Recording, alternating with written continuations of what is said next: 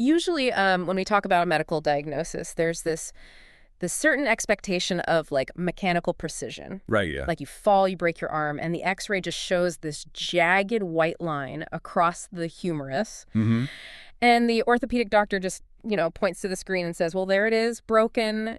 It's clean, it's binary, and honestly, it's just very comforting to have that level of visible certainty. Oh, absolutely. We crave that categorization. A fractured bone on an X-ray is undeniable because, well, X-rays just rely on density, right? Right. The bone blocks the radiation and the soft tissue lets it through. So the image is essentially just a high-contrast shadow puppet. Yeah. But the moment you step out of that realm of orthopedics and into the soft, fluid-filled world of abdominal ultrasound, that clean binary X-ray machine, it's just utterly useless. It really is. You're suddenly looking at this diagnostic landscape that relies entirely on high-frequency sound waves, like echoing off cellular structures. Which is wild. And welcome to another deep dive, by the way. Today's mission for you listening is a masterclass in abdominal ultrasound and pathology. Yeah, we're taking all the anatomical maps, the sonographic artifacts, and the pathological mechanisms from our sources to basically take you on a tour of your own insides. Exactly. And what marvels me about this topic is that ultrasound isn't just taking static pictures.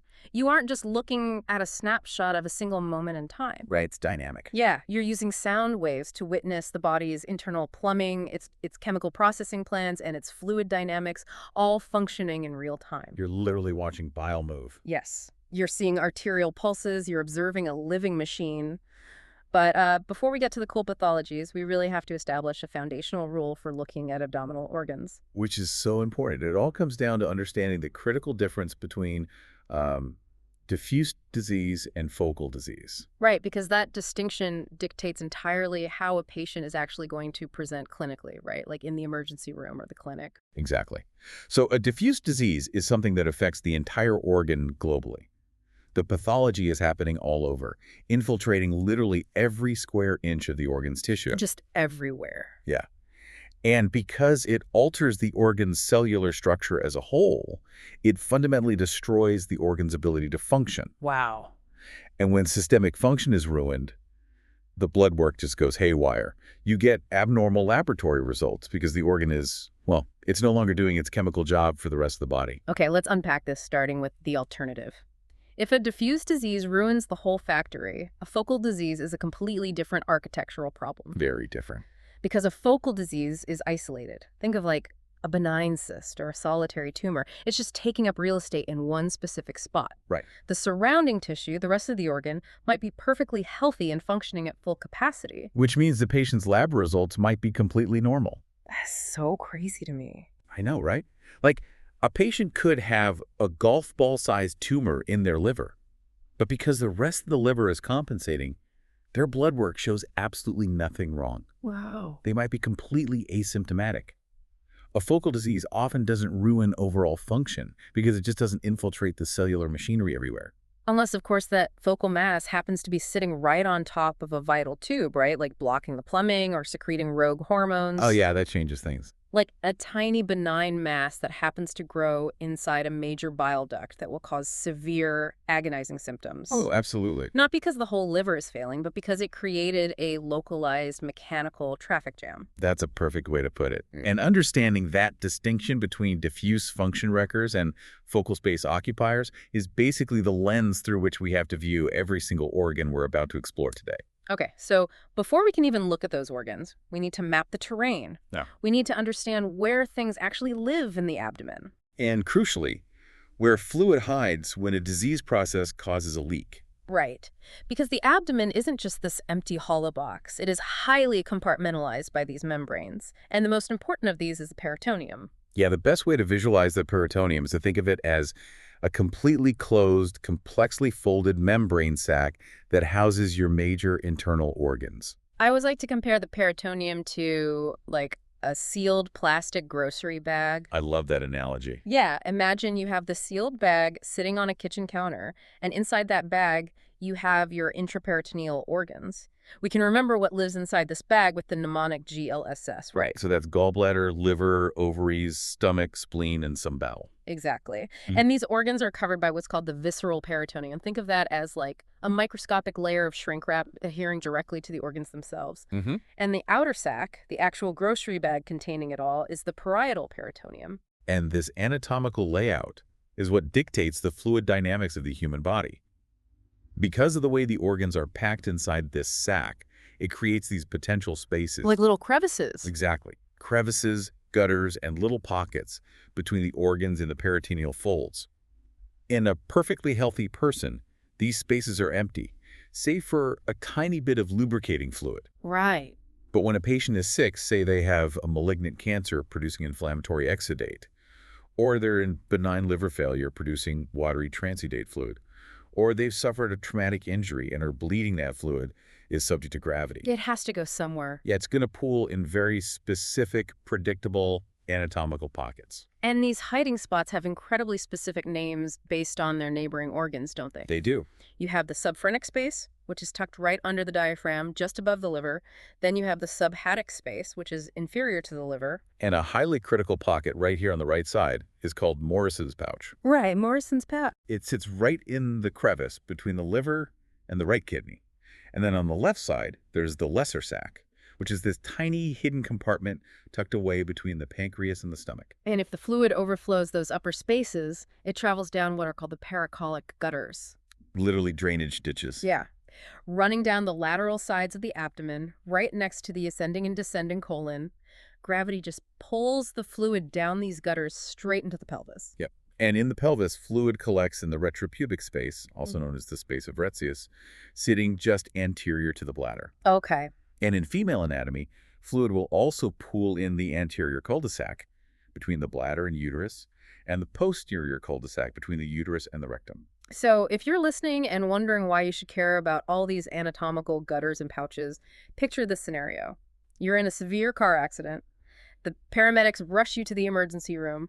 And before they even take you to a CT scanner, a trauma doctor is going to wheel an ultrasound machine right to your bedside and perform a fast scan. Right, the focused assessment with sonography for trauma. Exactly. They are not taking their time looking at the intricate cellular details of your liver. They are desperately sweeping the ultrasound probe over these exact spaces: Morrison's pouch, the subphrenic space, the pelvic cul-de-sacs. Because they're looking for blood. Yes, they're looking for the black anechoic void of free-flowing internal bleeding. Because blood absorbs high-frequency sound waves entirely, it appears pitch black on the screen. It's just a dark void. Right. Yeah. And finding that black fluid in Morrison's pouch in a matter of seconds dictates whether you go straight to the operating room to save your life. It really is medical triage happening at the speed of sound. Wow. Yeah. But the sonographer, scanning those intraperitoneal spaces, is also intensely aware of what lies beneath them. If the peritoneum is that sealed grocery bag on the kitchen counter, the retroperitoneal organs are the items sitting behind the bag. Like pressed firmly up against the kitchen backsplash. Exactly. The retroperitoneum. These organs are outside the sac. They are covered by the peritoneum only on their anterior or front-facing surface. Okay. And this real estate is broken down into specific compartments, too. You have the anterior perirenal space, holding the pancreas, the duodenum, and parts of the colon. Right. Then deeper is the perirenal space, holding the kidneys, the adrenal glands, and the ureters. Behind that is the posterior perirenal space, which is basically mostly just fat. Just padding, kind of. Yeah. And finally, sitting right on top of the spine is the great vessel compartment, housing the massive plumbing mains of the body, the inferior vena cava and the aorta.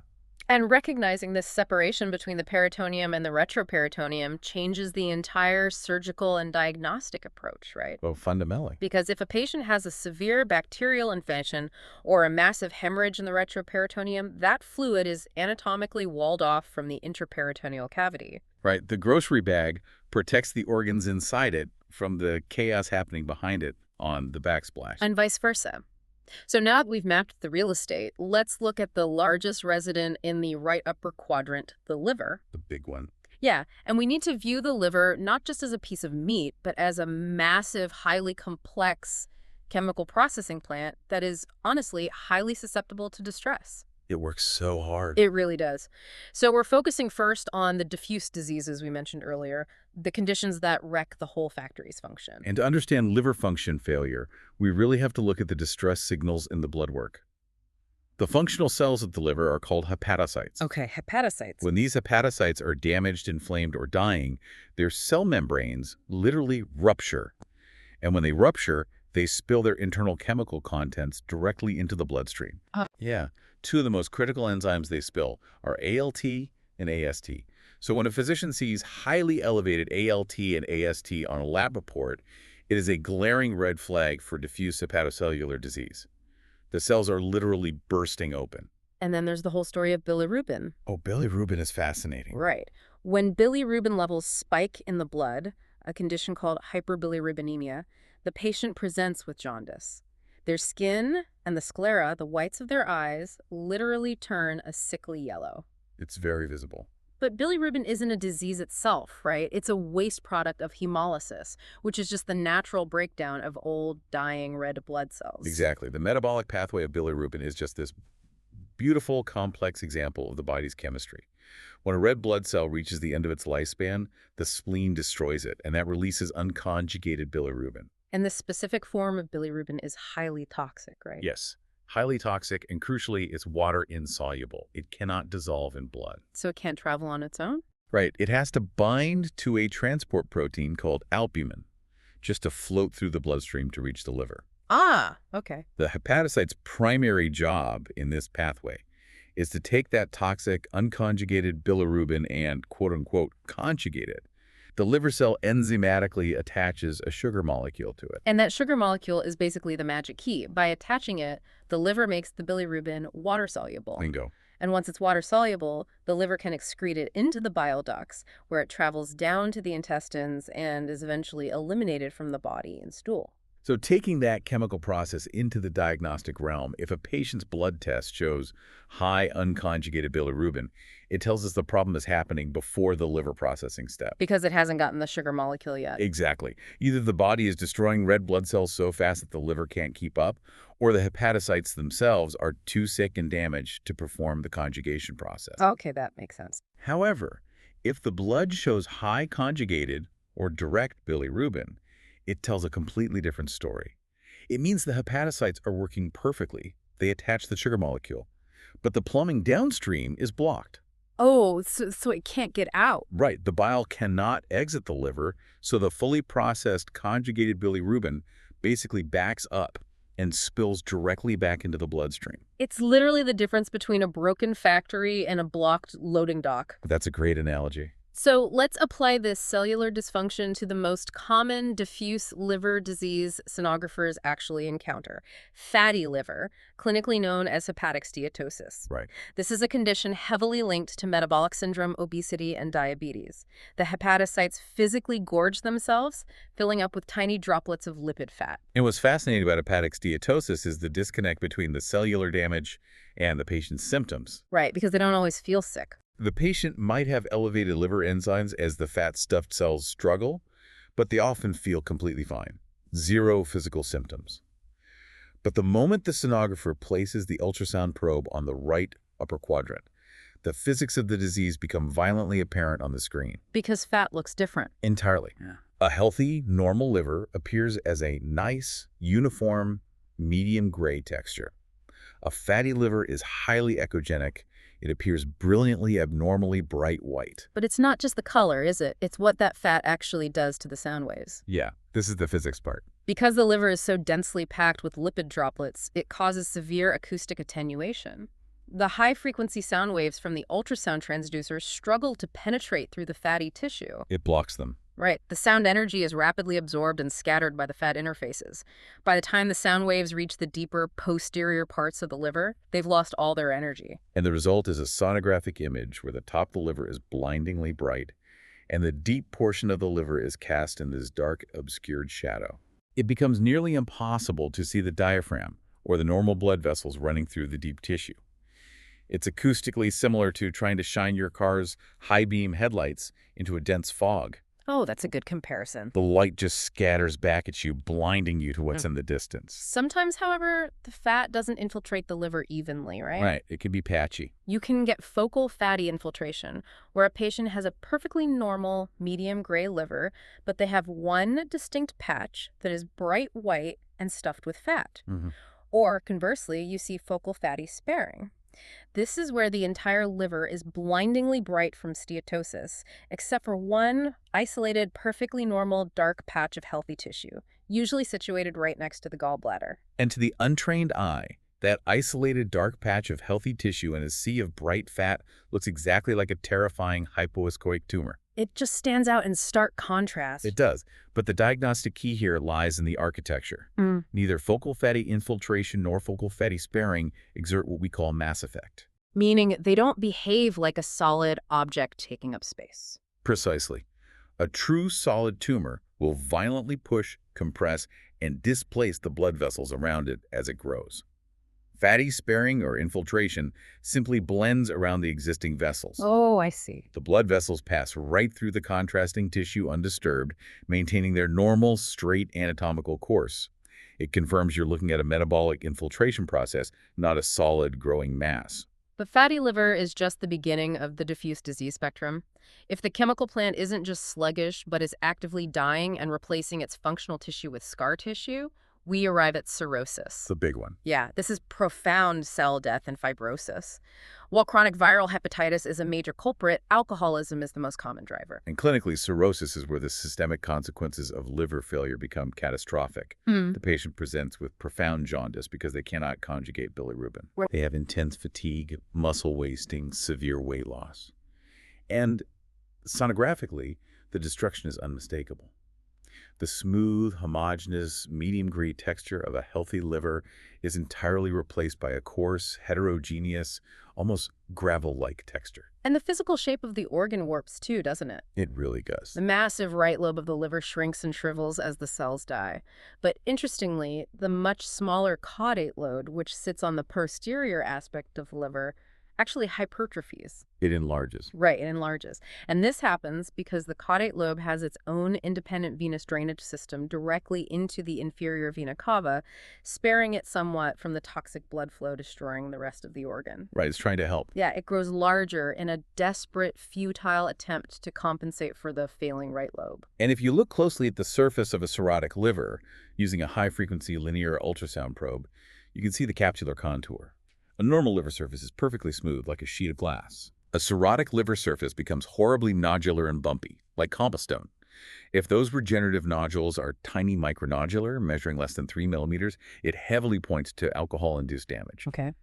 If the bumps are large macronodular, measuring over a centimeter, it strongly suggests a history of chronic viral hepatitis. Wow. Furthermore, because the dying liver is no longer producing essential plasma proteins like albumin, the blood literally loses its osmotic pressure. The fluid just leaks out. Water literally leaks out of the veins and dumps into that peritoneal grocery bag we discussed earlier, resulting in massive distended ascites. Wow. And if we connect the cellular destruction to the bigger picture, we arrive at the most terrifying mechanical consequence of cirrhosis: portal hypertension. Yes. To understand this, you have to realize the liver is normally a massive low-pressure sponge.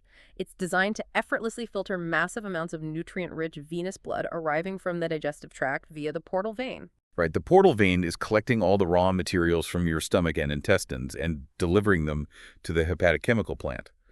But when cirrhosis sets in, it turns that soft, pliable sponge into a hard, fibrotic, scarred rock. It hardens. The portal blood suddenly encounters immense vascular resistance.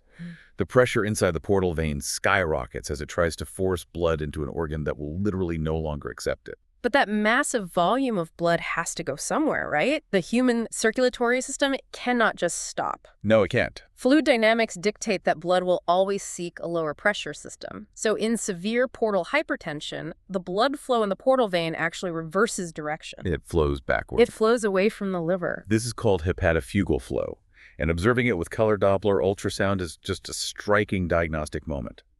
Normally, venous blood flows toward the liver hepatopetal flow. Seeing it reverse means the entire gastrointestinal plumbing system is backing up, and the consequences are lethal. The high-pressure blood reroutes itself into tiny, fragile collateral veins in the lower esophagus and the stomach. Which is bad. Very bad. These tiny veins were never designed to handle massive venous volume. They balloon outward, creating varices. If an esophageal varix ruptures, the patient will suffer catastrophic, often fatal, internal hemorrhaging. It is a terrifying mechanical failure born entirely from a chemical disease. The body is frantically rerouting its plumbing just to keep the blood moving. Exactly. Cirrhosis is the end stage, but we also have to look at the infectious diffuse diseases, particularly hepatitis. Acute hepatitis, often hepatitis A, contracted from a fecal-oral route like contaminated food or water, causes fever, nausea, and jaundice. And sonographically, acute hepatitis is incredibly deceptive. In many cases, the liver might actually look completely normal on ultrasound. Really? Yeah, but in severe acute cases, the sonographer might observe a beautiful yet tragic sonographic pattern known as the starry sky sign. The physics behind this sign are fascinating. The background liver tissue becomes heavily inflamed and edematous swollen with water. Because water transmits sound perfectly, the swelling tissue appears very dark, or hypoechoic. Meanwhile, the fibrous walls of the portal triads, the tiny bundles containing a bile duct, a hepatic artery, and a portal vein that run throughout the liver, become highly echogenic and bright against the dark background. You're literally looking at a pitch-dark sky studded with brilliantly bright white stars. It's visually striking, but it indicates profound acute inflammation. Wow. And moving from diffuse systemic infections, we also have to look at focal infections, abscesses that create localized pockets of destruction. The sonographic characteristics of an abscess can often tell you exactly what kind of organism is causing the infection. And the comparison here is just wild. Let's look at the hydatid or echinococcal cyst. This is caused by a literal tapeworm parasite often found in contaminated water or associated with sheep herding regions. Oh yeah, tapeworms. The parasite takes up residence in the liver and builds a cyst. But the sonographic appearance isn't just a simple fluid sac. The parasite reproduces by creating daughter cysts inside the main cyst. It's so creepy. On ultrasound, it looks like a complex honeycomb. If the inner membrane of the cyst attaches and collapses inwards, it creates the water lily sign, where the membrane literally looks like a flower floating on the surface of the fluid. Then you have the amoebic abscess. This almost always originates from a prior gastrointestinal infection. A patient contracts an amoeba, suffers severe dysentery and diarrhea, and the parasite travels straight up the portal vein to colonize the liver tissue, liquefying it into a dark hypotoic mass. Yikes. Contrast that with a pyogenic abscess, which is a pocket of literal bacterial pus. Gross. Yeah. Pyogenic abscesses often present on ultrasound with a distinct target or halo sign, a dark necrotic center, surrounded by a bright, highly echogenic rim of inflamed tissue. And finally, the candida, or fungal abscesses. These are incredibly specific because you almost never see them in a healthy immune system, right? Right, almost never. They appear as multiple, tiny target lesions, sometimes described as a wheel within a wheel pattern. They are almost exclusively found in severely immunocompromised patients, such as those undergoing aggressive chemotherapy, or patients with advanced HIV. Which naturally leads us to evaluate the other focal masses that occupy space in the liver. We're moving from pockets of infection to structural anomalies and tumors.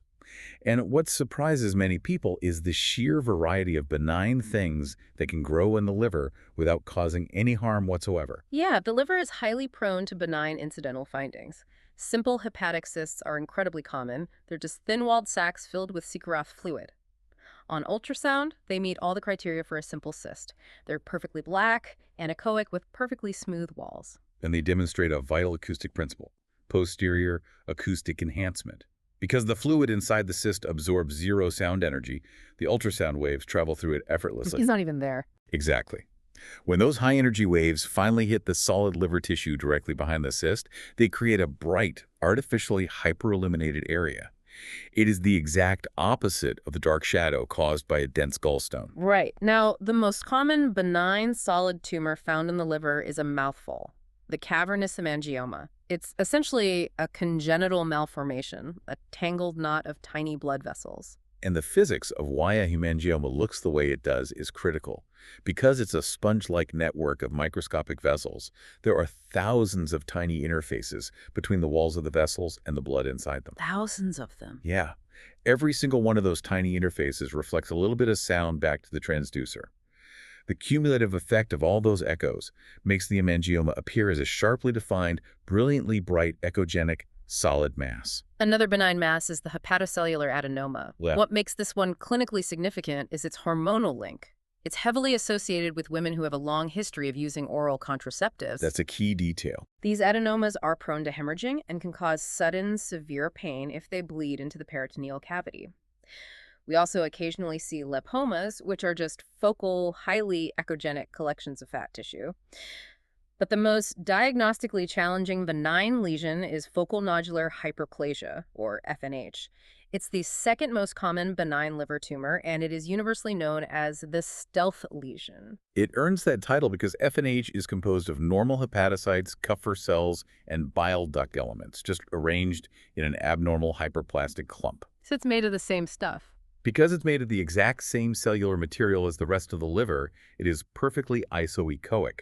It is the exact same shade of medium gray as the surrounding healthy tissue. Okay, I have to pause and ask the obvious question here. Go for it. If FNH is a true stealth lesion, completely invisible because its tissue matches the background perfectly, how on earth does a sonographer actually spot it? Are they just blindly waving the probe around, hoping to stumble over it? No, it's the ultimate test of a sonographer's skill. You're no longer looking for a color difference. You're looking for subtle architectural disruption. Even though the FNH blends in perfectly, it still physically takes up space. Okay. A skilled operator will notice the mass effect. They might see a subtle, unnatural bulging of the liver capsule on the surface, or they might notice a portal vein deep inside the liver that is being gently bowed or pushed off its normal, straight anatomical axis. Wow. It's like trying to spot the invisible man by watching how the rain bounces off his shoulders. That is a perfect analogy. Huh. You see the displacement, not the object. But FNH also has a very specific architectural calling card if you know how to look for it. It contains a central, fibrous scar. Oh. If the sonographer activates color Doppler to visualize blood flow, they will often capture a brilliant spoke wheel pattern of arterial vessels radiating aggressively outward from that central scar, instantly unmasking the stealth lesion. That's amazing. But unfortunately, not all masses hidden in the liver are benign. The liver's massive blood supply makes it a prime site for malignancies. Hepatocellular carcinoma, or HCC, commonly referred to as a hepatoma, is the most common primary liver cancer. And this ties our entire liver discussion together. HCC rarely simply sprouts in a perfectly healthy liver. It is deeply, intrinsically linked to the diffuse diseases we discussed earlier. Like cirrhosis. Yes, the vast majority of HCC cases develop in patients whose livers are already ravaged by cirrhosis or chronic viral hepatitis. The constant cellular destruction and rapid regeneration creates the perfect chaotic environment for genetic mutations in cancer. Makes sense.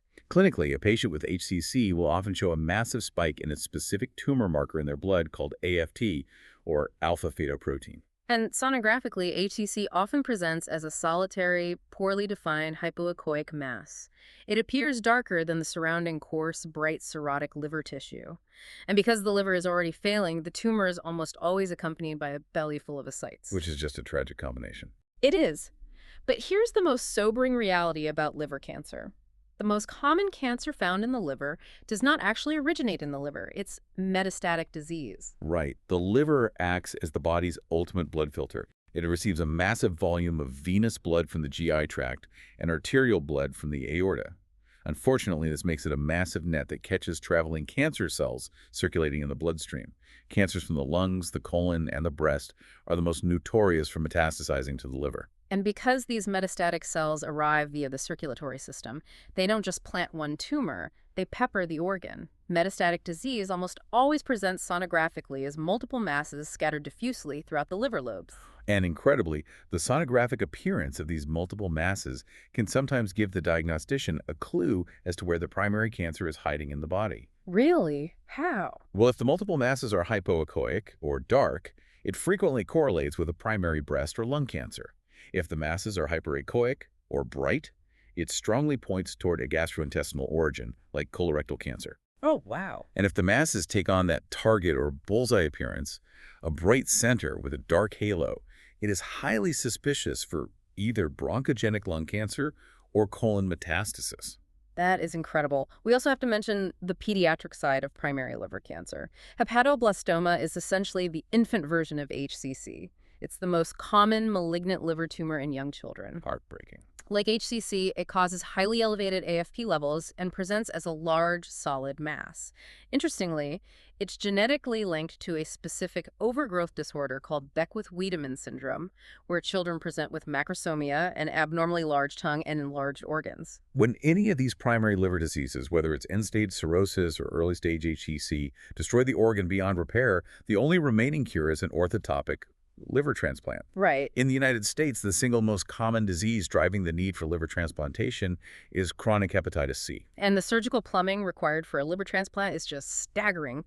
When connecting the donor liver to the recipient, surgeons often utilize a technique called the piggyback method. Oh, this is so clever. Right. Instead of clamping and entirely removing the recipient's inferior venae cava, which is incredibly dangerous and stops blood return to the heart, the surgeon leaves the recipient's native IVC securely in place. They remove the diseased liver and then literally piggyback the new donor liver's hepatic veins directly onto the side of the existing IVC. It's a masterpiece of vascular engineering. That vascular engineering provides the perfect transition to the actual ductal plumbing of the abdomen. If the liver is the massive chemical plant producing bile, the gallbladder is the temporary storage tank, and the biliary tree is the intricate piping network designed to deliver that bile down to the gut to digest fats. We have to look at what happens when the pipes get clogged. Just like the plumbing in your house, the problems usually arise either within the walls of the pipes themselves or from physical debris clogging the flow.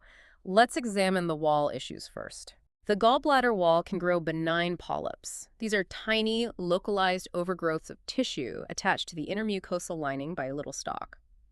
A key sonographic diagnostic feature of a true polyp is that it is fixed in place. If you roll the patient onto their side, the polyp does not move. It's tethered to the wall. Sometimes the wall is afflicted by cholesterolosis, a condition where lipid-laden macrophages deposit cholesterol entirely throughout the gallbladder wall. Pathologists call this the strawberry gallbladder because the tiny yellow cholesterol deposits in the red mucosal wall look exactly like the seeds on a strawberry. That's a great visual. But the condition that creates the most fascinating sonographic physics is adenomyomatosis. Yes, adenomyomatosis is where the muscular layer of the gallbladder wall becomes hyperplastic. It thickens and forms these tiny, microscopic mucosal herniations or pockets called Rokitansky-Aschoff sinuses.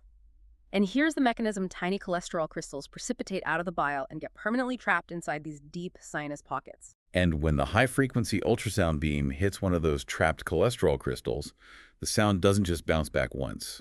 The sound wave gets trapped inside the crystalline structure, bouncing rapidly back and forth, reflecting multiple times before finally returning to the transducer. Like a pinball. Exactly like a pinball. The ultrasound machine misinterprets this time delay and paints it on the screen as a comet tail artifact. It looks like a brilliant, bright, tapering trail of echoes shooting straight backward from the gallbladder wall. It is a gorgeous artifact that instantly diagnoses the condition. Another wall condition is the porcelain gallbladder. This is the result of chronic, long-standing inflammation where the entire muscular wall of the gallbladder becomes heavily calcified. It turns into a rigid shell. Like a literal eggshell. Yeah. On ultrasound, it appears as a thick, hyperechoic, bright curve with dense, black acoustic shadowing entirely obscuring whatever is beneath it. It looks like a calcified eggshell. This is a critical finding because porcelain gallbladders are statistically associated with a significantly increased risk of developing gallbladder carcinoma. But the most common and most famous gallbladder issues revolve around the debris inside the tank: sludge and stones. Right. Sludge, clinically known as viscid bile, develops when bile becomes stagnant. Consider a patient in the intensive care unit who is receiving all their nutrition intravenously through a central line. So they aren't actually eating. Right. Because they aren't eating solid food, their digestive system never releases the hormone cholecystokinin. The gallbladder never receives the hormonal signal to contract and empty its contents. So the bile just sits there in the dark, and as it stagnates, the cholesterol and calcium bilirubinate within the bile begin to precipitate out of the liquid solution, forming a thick, gritty, mud-like substance. Gross, but accurate. On ultrasound, sludge appears as a low-level, murky layer of echoes resting at the very bottom of the gallbladder. And because it's heavy, it layers dependently with gravity. If you roll the patient, the sludge line shifts. Sometimes the sludge is so thick it clumps together into tumefactive sludge, forming large, round sludge balls. And a sludge ball can mimic a solid tumor perfectly. Yeah, the only way to prove it isn't cancer is to turn the patient and watch the sludge ball slowly, sluggishly roll to the new dependent wall. Wow. And if that slud environment persists, those cholesterol and calcium particles crystallize completely, forming cholelithiasis, true gallstones. The formation of gallstones is heavily influenced by systemic metabolism. Medical students are classically taught the 6F's risk factors for gallstones: fat, female, fertile, flatulent, fair, and 40. It's an old mnemonic, and some of those words like fair and flatulent are a bit antiquated in modern pathology, but the core physiology behind female, fertile, and 40 is rock solid. It's the hormones. It all comes down to estrogen. Estrogen actively upregulates the liver secretion of cholesterol into the bile, making it supersaturated. Meanwhile, progesterone, the hormone of pregnancy and fertility, actually slows down the gallbladder's muscular contractions. Oh, I see. You have highly saturated bile sitting in a tank that won't empty properly. It's the perfect recipe for stone formation. Yeah. Because stones are heavy, they usually settle right in the fundus, the lowest bowl-shaped portion of the gallbladder. This is where the physics of acoustic impedance shine. A gallstone is a rigid, densely calcified object. When the ultrasound beam strikes it, there's a massive acoustic impedance mismatch between the liquid bile and the hard stone. The stone reflects almost 100% of the sound energy directly back to the probe, creating a bright, hyperechoic reflection. Because zero sound energy penetrates through the stone, it leaves a stark, pitch-black shadow cast directly behind it. That combination of a bright leading edge with a clean black shadow is the absolute hallmark of a dense calcification. Taking that a step further, here's where the sonographic view gets really intense. What happens when the gallbladder produces so many stones that it becomes entirely packed full? Like full to the brim. There isn't a single drop of liquid bile left to outline the anatomy. You get what is famously called the WES sign. WES, wall echo shadow. And the WS sign is a perfect descriptor of what the sound waves are experiencing. When the ultrasound beam enters the abdomen and hits a packed gallbladder, it first encounters the anterior wall of the organ. Right. Immediately beneath that thin wall, it strikes the massive, tightly packed echo of the superficial layer of stones. Because those stones reflect everything, the beam cannot go any further. It's just blocked. The rest of the image is plunged into complete darkness, a massive, impenetrable acoustic shadow. You cannot even see the back wall of the gallbladder. When a sonographer finds a stone, there is a mandatory physical maneuver they must perform. They must prove that the object is mobile.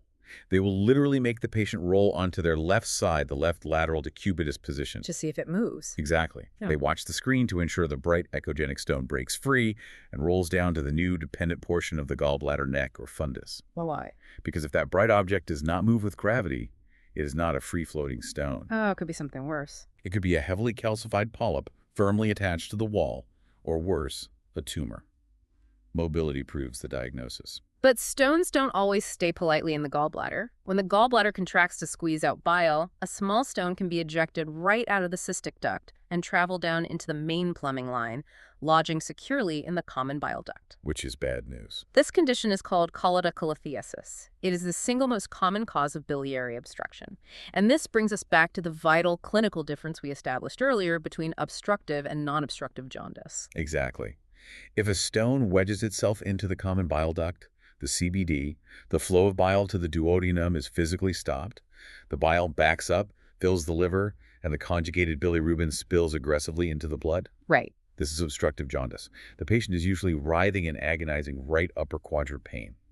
Their alkaline phosphatase, or ALP lab values, skyrocket because the cells lining the bile ducts are under immense pressure, and their direct bilirubin is high, proving the liver is functioning, but the exit is sealed. This is in stark contrast to non-obstructive jaundice, like we saw with cirrhosis or hepatitis, which involves cellular liver dysfunction without any physical pipe blockage.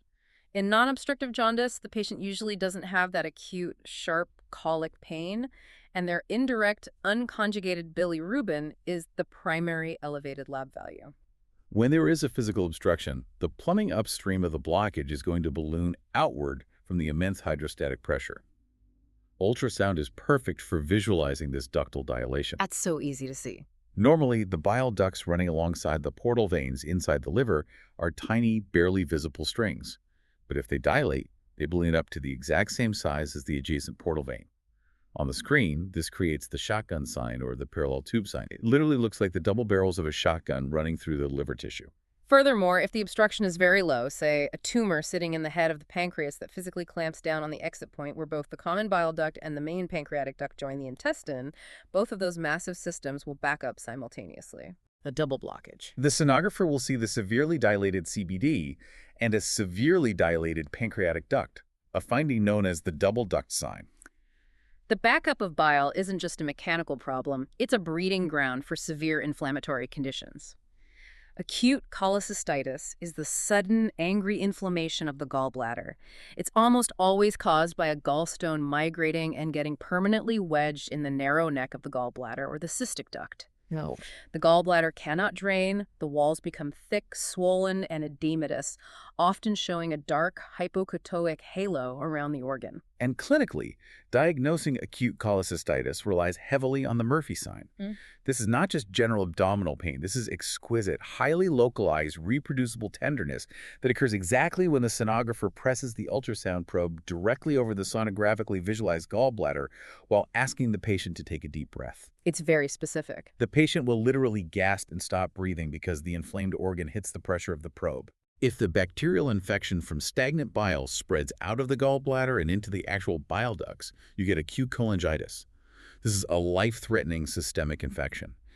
It presents clinically with the classic Charcot triad. Right. The patient will have severe right upper quadrant pain from the ductal pressure, a spiking fever from the bacterial infection, and profound jaundice from the blocked bilirubin. And we must confront the darkest outcomes of the biliary system, the cancers.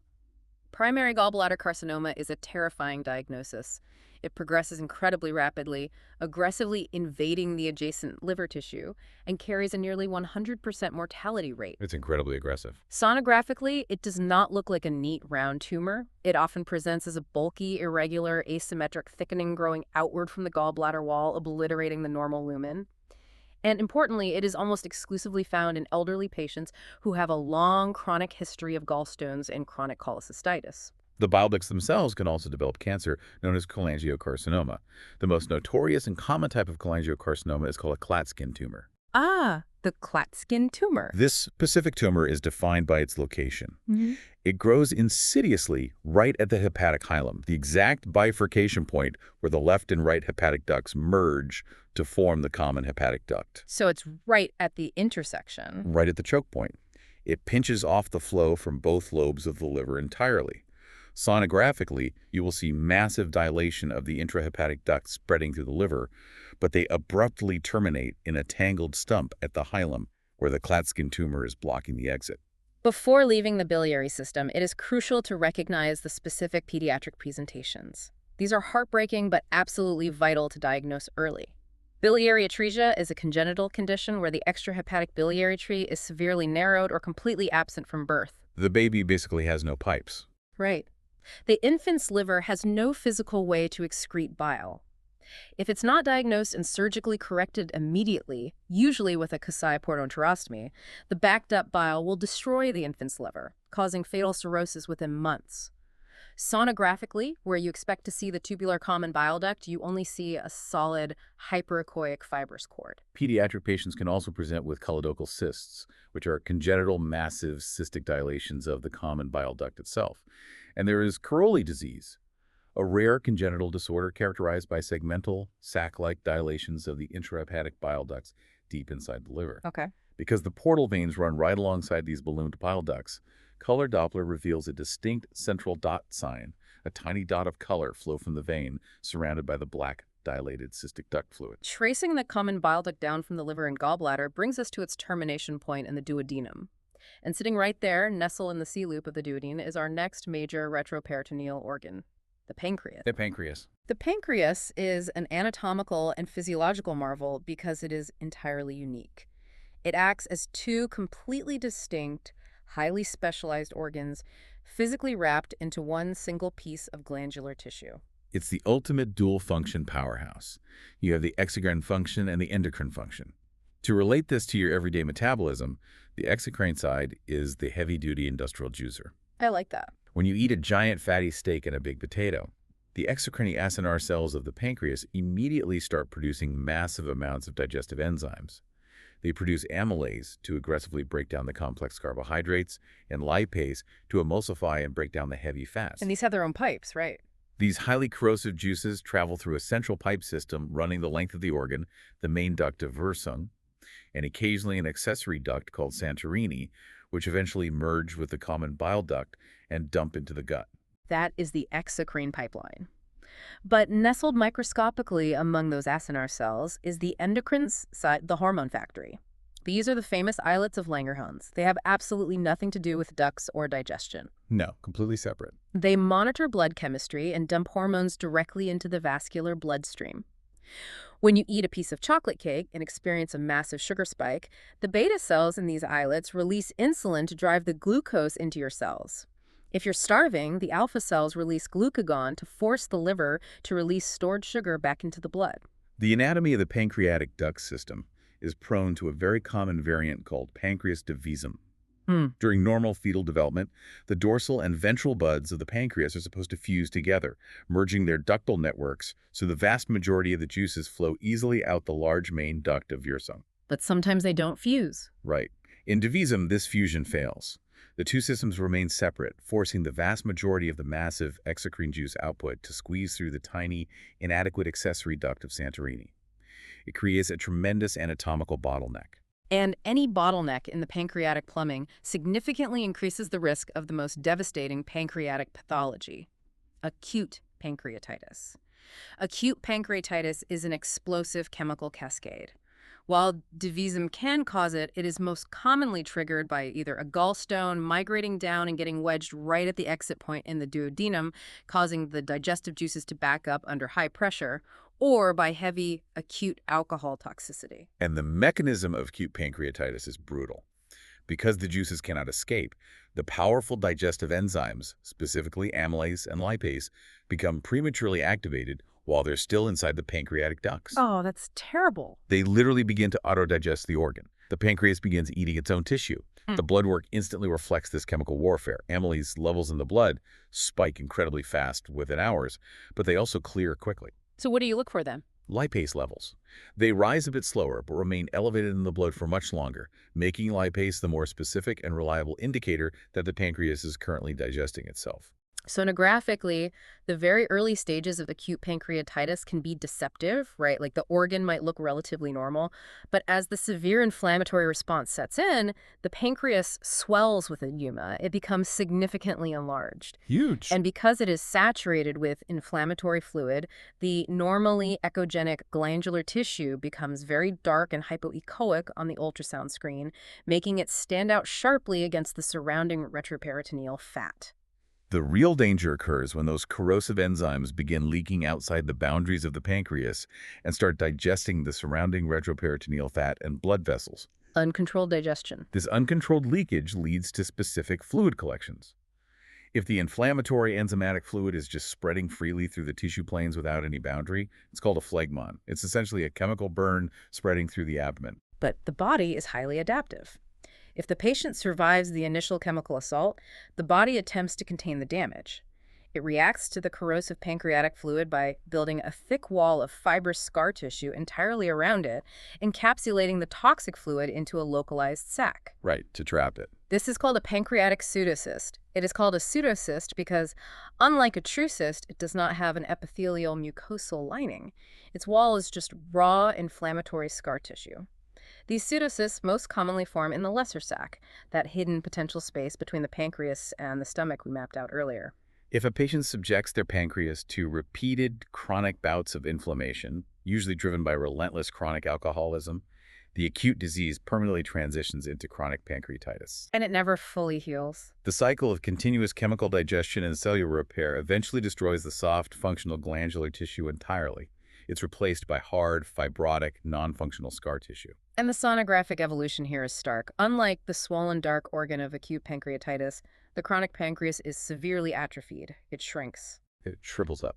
Its texture becomes incredibly heterogeneous and coarse. And most distinctly, the chronic inflammation causes calcium salts to deposit in the damaged tissue, leading to bright, hyperechoic calcifications speckled entirely throughout the gland, often causing shadows. But the most lethal threat to this dual-function powerhouse is pancreatic adenocarcinoma. This is the most common primary pancreatic cancer, and it's infamous for its grim prognosis. The tumor most commonly originates in the head of the pancreas, rather than the body or the tail. And the physical location of this tumor in the head of the pancreas is the sole reason it presents the way it does clinically, isn't it? Yes, absolutely. The head of the pancreas is intimately wrapped directly around the distal portion of the common bile duct just before it enters the intestine. As the solid adenocarcinoma grows, it wraps around and physically crushes that bile duct shut.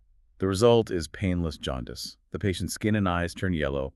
Their direct bilirubin skyrockets because the liver is functioning but the pipe is blocked. But crucially, they don't have the sudden agonizing colic pain of a gallstone attack. Wow, because it happens so slowly. Exactly.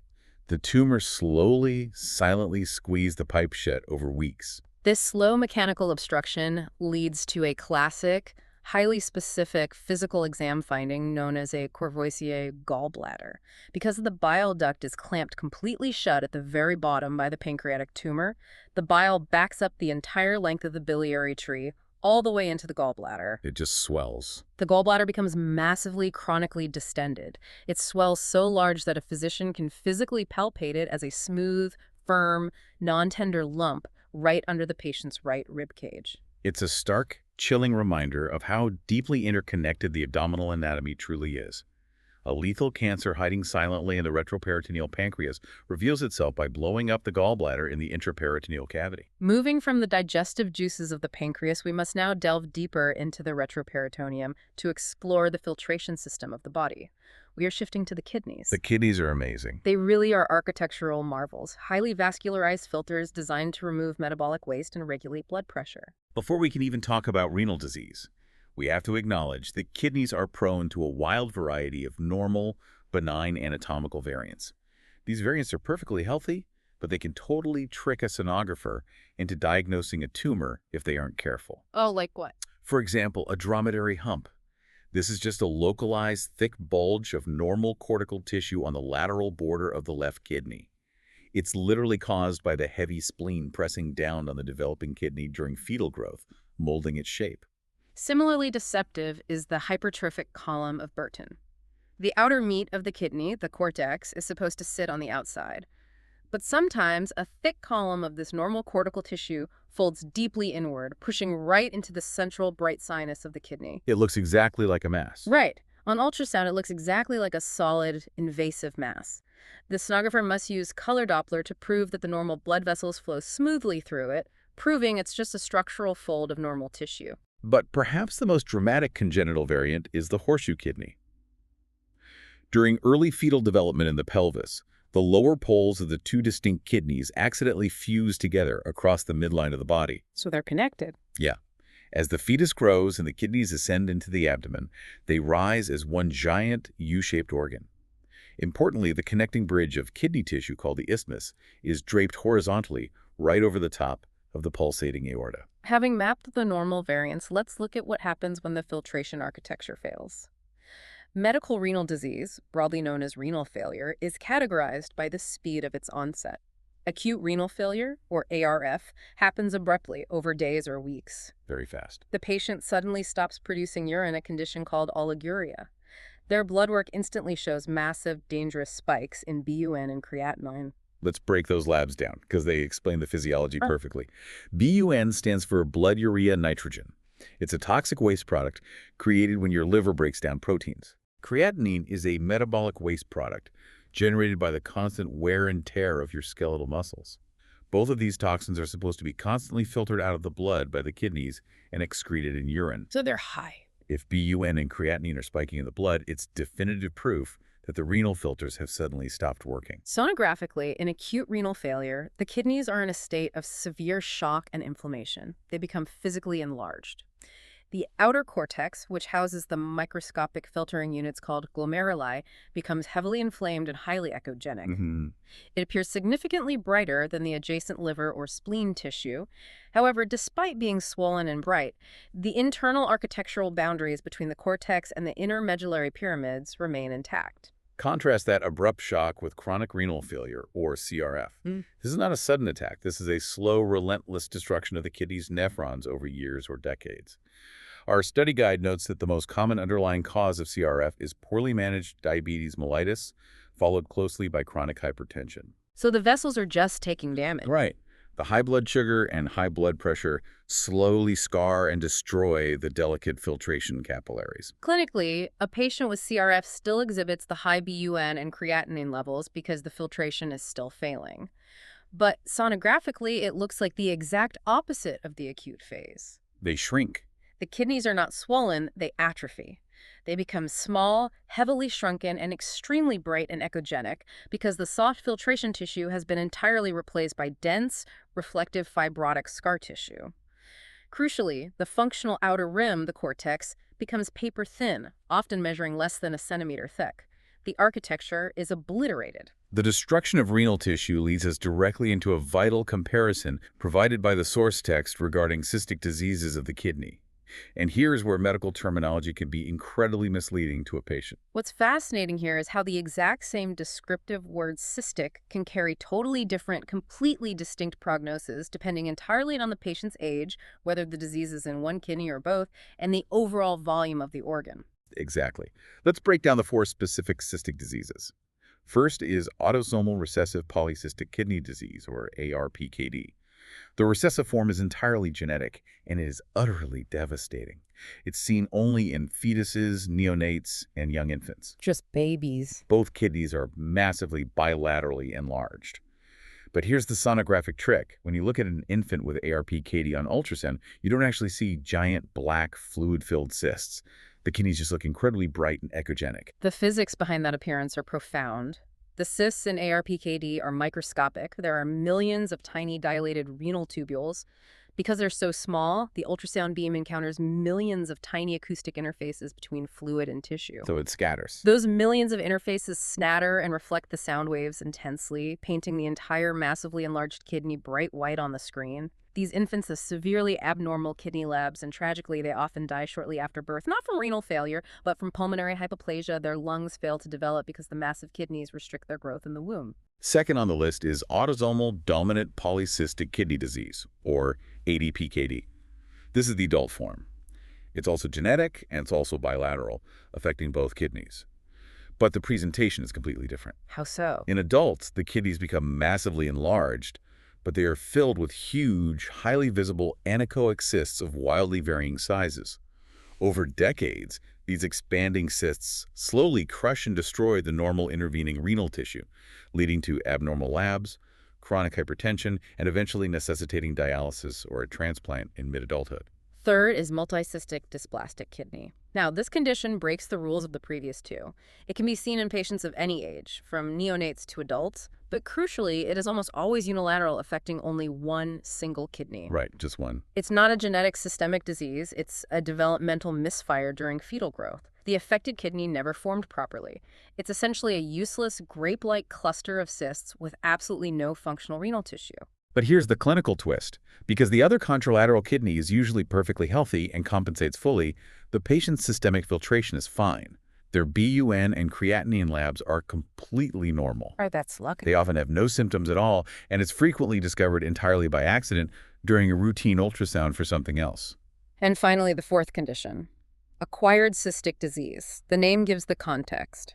This is seen exclusively in patients who already suffer from end-stage chronic renal failure and have been maintained on artificial hemodialysis for several years. Their kidneys are already small, shrunken, and highly echogenic from the CRF. But the chronic uremic state and the long-term dialysis process somehow trigger the dying kidneys to develop multiple small cysts bilaterally. It's complication of the treatment environment. 4 completely distinct clinical realities, all sharing the word cystic. It's all about the context of the presentation. And that context is just as important when we move into specific masses and localized threats that attack the kidneys. Let's look at the benign focal masses. The most common benign solid renal tumor is an absolute mouthful, the angiomyopoma, sometimes called a renal hamartoma. The nomenclature tells you exactly what this mass is constructed from. Angio means blood vessels, myo means smooth muscle, and lipoma means fat. A mix of everything. It's a benign, disorganized tumor made up of exactly those three tissue types. Because it contains a massive amount of fat, the sonographic physics mirror what we saw in the fatty liver. The fat interfaces reflect sound brilliantly, making the angiomyolipoma appear as a very bright, highly echogenic, well-circumscribed mass sitting in the renal cortex. But the guide provides a really critical clinical pearl here. If you scan a patient and find one single angiomyolipoma in one kidney, it's usually just an isolated, benign, incidental finding. Nothing to worry about. However, if you scan a patient, especially a younger patient, and you find multiple angiomyolipomas scattered throughout both kidneys bilaterally, it is heavily, inextricably linked to a severe genetic disease called tuberous sclerosis, which affects the brain and multiple other organ systems. We also occasionally see the oncocytoma, which is the second most common benign solid mass in the kidney. Sonographically, oncocytomas are famous for often containing a hypoechoic, stellate, or star-shaped central scar, very similar in concept to the scar we discussed in the focal nodular hyperplasia of the liver. Right. However, a sonographer can never confidently diagnose an oncocytoma on ultrasound alone because it looks far too much like cancer. Which brings us to the malignancies. Renal cell carcinoma, or RCC, is the most common adult solid malignant mass found in the kidney. Unlike the bright, flashy, benign angiomyolipoma, RCC is dangerous precisely because it's often isoechoic. It blends in. It perfectly matches the gray shade of the surrounding normal kidney tissue, silently growing larger until it alters the external contour of the organ. An RCC possesses a terrifying, highly aggressive predilection for vascular invasion. It does not just grow outward into the surrounding fat, it actively invades the venous plumbing.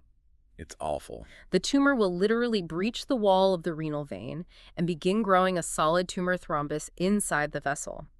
If left unchecked, this solid finger of cancer will grow all the way up the main renal vein, merge into the massive inferior vena cava, and can literally grow up the IVC directly into the right atrium of the heart. All the way to the heart. A sonographer evaluating an RCC must always, without fail, trace the renal vein to the IVC to check for this invasive thrombus. Another malignancy is transitional cell carcinoma, or TCC. This cancer behaves completely differently because it doesn't grow in the fleshy meat or the parenchyma of the kidney. It originates in the transitional epithelial cells that line the collecting system, the renal pelvis, and the ureters, where the urine actually drains. Ah, so inside the tubes. Because it grows inside the urinary plumbing, it often sheds cells and bleeds, causing gross hematuria or visible blood in the patient's urine. Furthermore, a TCC mass can physically block the outflow of urine, causing the kidney behind it to balloon with trapped fluid, a condition called hydronephrosis. In pediatric sonography, the malignant nightmare is the nephroblastoma, almost universally known as a Wilms tumor. It's the single most common solid malignant abdominal mass encountered in children under the age of 5. They're huge. These tumors grow with terrifying speed. They become massive, often completely obliterating the normal kidney architecture, and present as a huge, palpable abdominal flank mass felt by a parent while bathing the child. They require immediate, aggressive, multidisciplinary treatment. Aside from solid structural tumors, the highly vascularized kidneys are incredibly susceptible to severe bacterial infections. Acute pyelonephritis is a severe suppurative infection of the renal pelvis and the surrounding interstitial kidney tissue. And how does that start? The mechanism is almost always an ascending urinary tract infection. The bacteria initially colonize the bladder, multiply, and then travel aggressively upward against the flow of urine, ascending the ureters to ultimately infect the kidney itself. The patient presents with spiking fever, intense flank pain, and burning, cloudy urination. Sonographically, uncomplicated pyelonephritis might just show an enlarged, slightly hypoechoic kidney due to inflammatory edema, but there's a specific variant of this infection that represents a true, life-threatening surgical emergency, emphysematous pyelonephritis. Yeah, that one is terrifying. This is the infection that genuinely gives me sheer terror just reading the pathology. The word emphysema means gas or air. In this specific condition, which almost exclusively targets poorly controlled diabetic patients or the severely immunocompromised, the colonizing bacteria in the kidney don't just cause inflammation. What do? They actively ferment the high levels of glucose in the diabetic tissue, literally producing metabolic gas bubbles deep inside the solid kidney organ. It is a devastating necrotizing infection. And sonographically, it creates a wild visual. Air is the absolute enemy of ultrasound sound waves. Right. The acoustic impedance mismatch between soft tissue and gas is so extreme that the gas bubbles reflect 100% of the sound energy immediately. This intense reflection creates an artifact called dirty shadowing, or a ring-down reverberation. It's just a mess on the screen. It looks like bright, hazy streaks of white noise plunging down the screen, completely obscuring the kidney architecture beneath it. You're literally watching pockets of gas annihilating the renal parenchyma in real time. A less dramatic but equally fascinating inflammatory condition is glomerulonephritis. What makes this so interesting is that the infection doesn't actually start anywhere near the urinary tract. No, it starts somewhere else. It often begins as a distant, seemingly unrelated infection, like a classic case of strep throat. Weeks later, the patient's immune system mounts a massive antibody response to the strep bacteria. These antigen-antibody immune complexes travel through the bloodstream and accidentally get trapped in the microscopic filtration capillaries of the kidney, the glomeruli. And the trapped immune complexes trigger a massive inflammatory cascade that destroys the filters. Because it's a systemic immune response, it affects both kidneys simultaneously. Sonographically, the kidneys become diffusely enlarged and highly echogenic, mirroring the appearance of acute renal failure. Wow. Finally, we must mention nephrocalcinosis, a metabolic condition where the kidneys physically absorb too much circulating calcium. The body deposits this excess calcium directly into the medullary pyramids or the outer cortex, causing those specific tissues to light up brilliantly white and cast acoustic shadows on ultrasound. Before we completely leave the kidneys and the retroperitoneum, we really have to touch on the physics of vascular flow. Ultrasound is not just about measuring static anatomy. Utilizing Doppler technology allows us to evaluate the real-time hemodynamics of the blood vessels. The guide lists 3 highly critical, abnormal Doppler waveform patterns you absolutely must recognize. First is the tardus parvus arterial waveform. In Latin, tardus means late, and parvus means small or weak. To find this, the sonographer samples the tiny arcuate arteries deep inside the kidney tissue. A normal arterial pulse has a sharp, vertical systolic upstroke. Right, like a spike. A tardus parvus waveform has a severely blunted, lazy, delayed upstroke and a very low peak velocity. And the mechanical reason for this weak pulse is a blockage upstream. If you see a tardus parvus waveform inside the kidney, it's a glaring red flag that there's a severe stenosis or a tight narrowing in the main renal artery much closer to the aorta. It's choking the flow. Exactly. The blood is violently struggling to squeeze through that choke point, so by the time the pulse reaches the tiny vessels inside the kidney, all the energy has been dampened. The second pattern is a bidirectional flow in the renal vein. Venous flow is supposed to be smooth, continuous, and moving in exactly one direction away from the kidney and toward the IVC. Okay. If the Doppler spectral tracing shows the venous blood reversing direction, going back and forth across the baseline in a bidirectional sawtooth pattern, it strongly indicates renal vein thrombosis. There's a massive blood clot blocking the venous exit, causing the venous blood to slosh violently back and forth as the arterial pressure tries to push it out. And third, the high-resistance arterial pattern. This is specifically and critically analyzed in patients who have received a kidney transplant.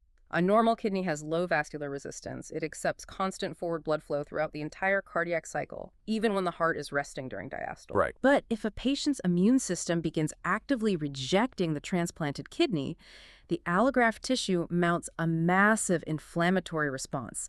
It swells immensely within its tight, fibrous capsule. And this internal swelling physically compresses and clamps down on the tiny arterioles inside the kidney, creating massive vascular resistance. When the ultrasound machine measures the arterial pulse in a rejecting kidney, the diastolic flow, the forward flow, during the heart's resting phase drops completely to zero, or even physically reverses direction, because the pressure inside the swollen, angry kidney is literally higher than the resting pressure of the patient's heart. That's incredible. An incredible application of fluid dynamics to diagnose acute organ rejection. Which brings us, finally, to the end of our anatomical journey.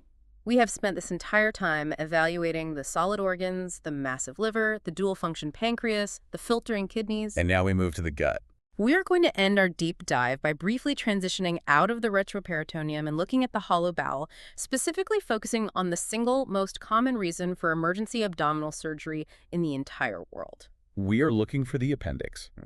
But diagnosing bowel pathology on ultrasound requires a totally different visual framework. Before you can find a diseased appendix, you must understand how a normal, healthy loop of bowel looks on high-resolution ultrasound. The sonographic term for this is the gut signature. Because the bowel is a hollow tube constructed from multiple distinct layers of tissue, it creates a very specific striped target pattern when the high-frequency sound beam cuts through it in cross-section. It's like a bullseye. It's a precise 5-layer sandwich of alternating echogenicities from the inner lumen moving outward. Recognizing these 5 layers confirms you're looking at bowel and not a blood vessel or a strange cystic mass. The innermost layer, the superficial mucosa touching the bowel gas, is highly echogenic, or bright. The second layer, the deep mucosa, is hypoechoic, or dark. The third layer, the submucosa, is echogenic. The fourth layer, the muscularis propria, the muscle that pushes the food, is thick and hypoechoic.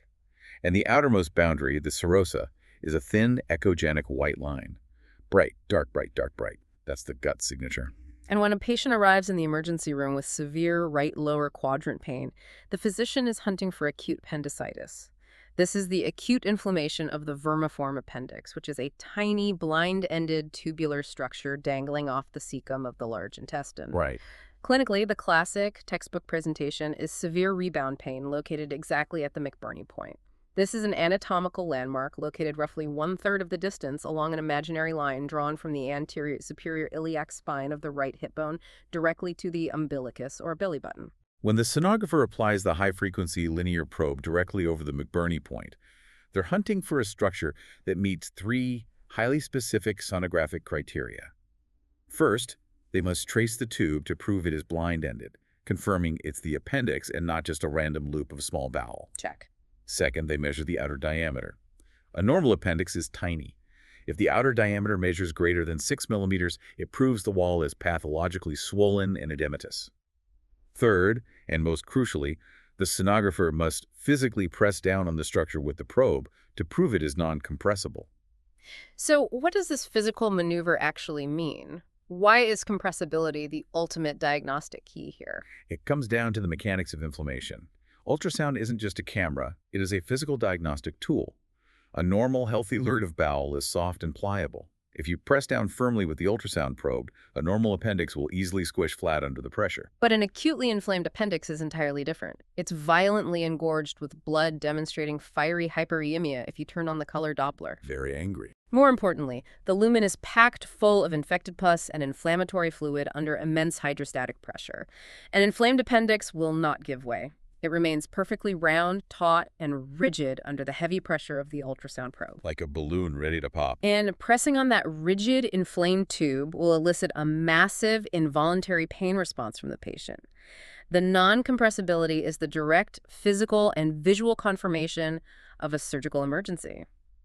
This entire deep dive, from the metabolic pathways of the liver to the physical rigidity of an infected appendix, perfectly highlights the overarching theme of our discussion today. Ultrasound isn't just taking static medical photographs. It's so much more. It is a dynamic, real-time marriage of anatomy, physiology, and pathology. You're using the fundamental physics of sound waves, attenuation, reflection, acoustic impedance to read the body's internal chemical distress signals. You're watching the human machine fight for its life in real time. It truly is a marvel of applied physics. But viewing it through that lens raises a final, provocative thought that builds on everything we've explored today. We have spent this entire time discussing how heavily abdominal sonography relies on the human eye recognizing highly distinct visual patterns. Very subtle ones, too. The sonographer trains for years to instantly spot the starry sky of acute hepatitis, the acoustic WES sign of a packed gallbladder, the shotgun sign of biliary obstruction, or the incredibly subtle gray-on-gray mass effect of a stealth FNH lesion. Right. It takes thousands of hours of clinical scanning to train the human brain to accurately interpret those subtle pixel variations.